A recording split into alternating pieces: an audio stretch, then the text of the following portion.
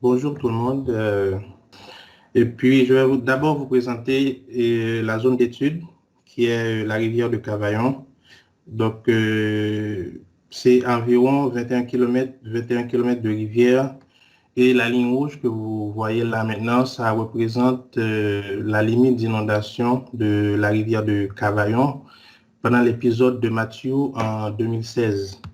Donc, cette ligne a été obtenue grâce à une enquête qui a été faite juste après l'inondation en se basant sur les laisses de crue et sur les paroles disons, sur les dires de la population en question. Alors, normalement, pour commencer, on a travaillé sur un petit tronçon. C'est le tronçon 54-65 en comptant les sections transversales. Et on a eu de nombreux résultats, comme ce que vous pouvez voir ici sur ce slide.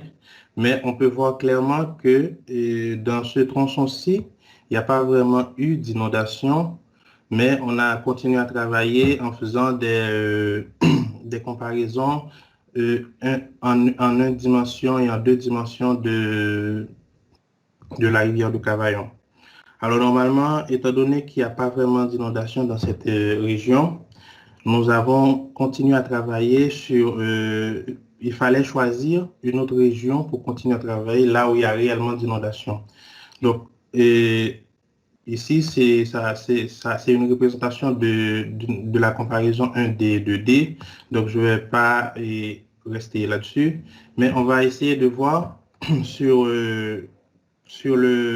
le tronçon global, là où il y a eu disons, de l'inondation. Alors, c'est plutôt facile de voir et on a choisi un nouveau tronçon où il y a eu vraiment de l'inondation et c'est inclus la ville de Cavaillon parce que dans la ville de Cavaillon, il y avait eu beaucoup d'inondations. Alors, pour ce faire, disons, la première chose à faire, c'était de délimiter la zone qu'on aura à modéliser. Donc, c'était un peu difficile parce qu'il s'agissait d'une grande plaine. Alors, on a commencé par délimiter toute la plaine en question. Et il fallait aussi choisir comment travailler. Est-ce qu'il faut travailler avec le lit mineur ou travailler avec le lit moyen? Donc, avant de prendre cette décision-là, on a décidé de travailler avec disons, on a décidé de voir combien de nœuds, combien de cellules il y a dans chaque type. Et on a aussi essayé avec ce qu'on avait déjà fait, disons le maillage 5-20, là où il y avait dans le lit mineur 5 mètres et dans le lit majeur 20 mètres. Donc pour le lit, disons pour le lit mineur, disons, et pour le maillage 5-20, on peut compter normalement 64 680 nœuds parce qu'on voulait savoir le nombre de nœuds qu'il y avait dans chaque type de maillage, le nombre de cellules, juste pour essayer de prévoir le temps de calcul que la simulation va avoir. Donc, on a fait ceci pour le lit mineur, pour le maillage 5-20, le maillage 10-40 et le maillage 20-80. Et ensuite, pour le lit moyen aussi, on a fait la même chose. Et on a essayé de regarder pour les anciennes simulations qu'on a déjà faites.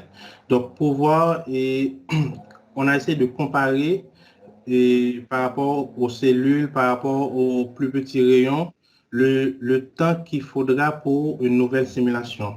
Alors, on a obtenu pour le maillage 5-20, c'est 342 heures, le maillage 10-40, c'est 113 heures et le maillage 20-80, c'est 9 heures. Alors, normalement, on a aussi fait pour le lit moyen.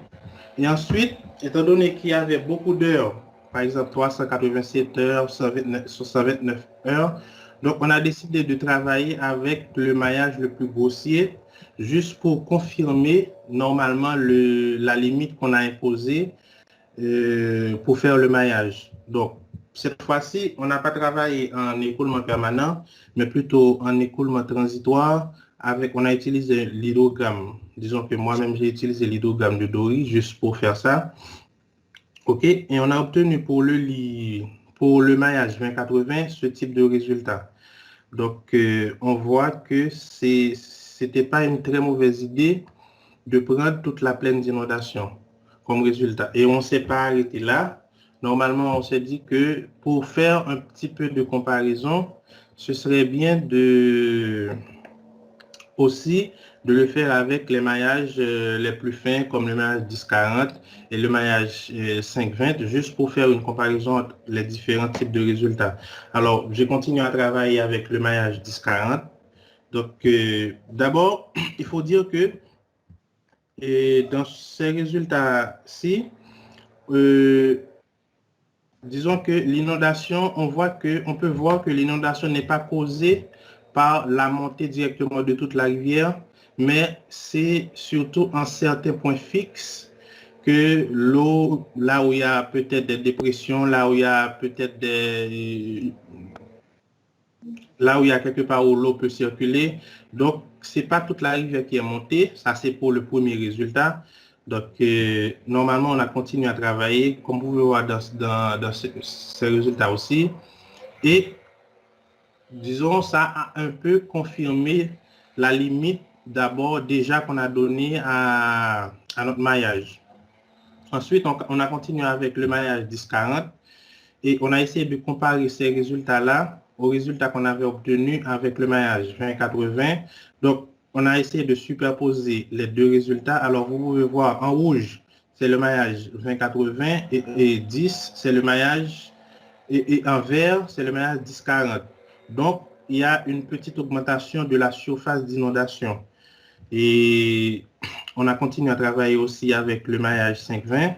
Et là, il y a une nette augmentation de l'inondation donc par rapport au maillage 20-80.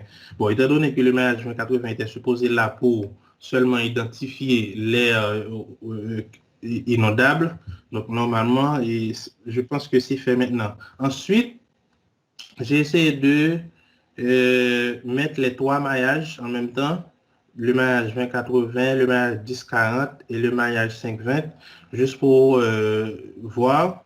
Et maintenant, on a vraiment pu confirmer notre limite. Bon, c'est ce que je pense. On a vraiment pu limiter, disons, le maillage, mais uniquement, on va tout simplement supprimer ces zones-là. Je ne sais pas si vous voyez à l'écran ces zones ici et ici. Et pour diminuer, je ne pense pas que ça va faire beaucoup, mais on va quand même diminuer le temps de calcul. Merci.